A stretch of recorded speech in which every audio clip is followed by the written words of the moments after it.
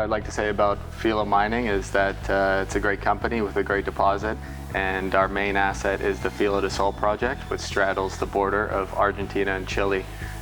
We currently have a PEA out on the project with an MPV using an 8% discount of $705 million with a robust production profile of 50,000 tons of copper per year, 115,000 ounces of gold a year, and just over 5 million ounces of silver per year. We're currently in the PEA stage, and we're moving forward to pre-feasibility. Quite beneficial. There's a lot of benefits to the project, being that it straddles Argentina and Chile. Right now, 90% of our resource sits in Argentina, and we'll put most of our infrastructure in Argentina when we go into construction, and the remaining 10% is in Chile.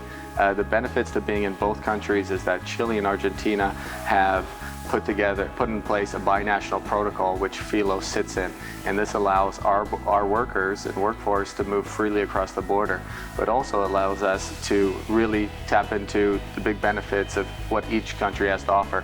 On the Argentina side, we're going to be able to pull our water from ground, where if we're entirely in Chile, we'd be looking to build a desalination plant on the coast and pumping that water up the site, and that would significantly hurt our economics. And then vice versa, what's beneficial about being in Chile is we're close to grid power and we're closer to a port. I'd just like to highlight that the exploration upside at Filo remains robust. This year we drilled 9,400 meters. It was predominantly an infill program, but very pleased with the results. We hit 130 meters of 1.25% copper. We hit 40 meters of 1.5 grams a ton gold, and we also had a 4-meter intercept of over 1,000 grams silver. And again, this was all focused on the oxide portion of our deposit, which we were going to put into production first. And with these high numbers, we're very confident that we can have a quick payback time. Right now, the long-term plans for Filo Mining is to go ahead and develop the Filo del Sol project.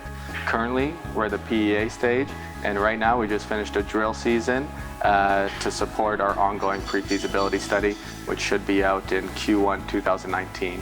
And more near-term catalysts, you can look for a resource update this summer. Yes, I'd just like to highlight 2 board members that I have.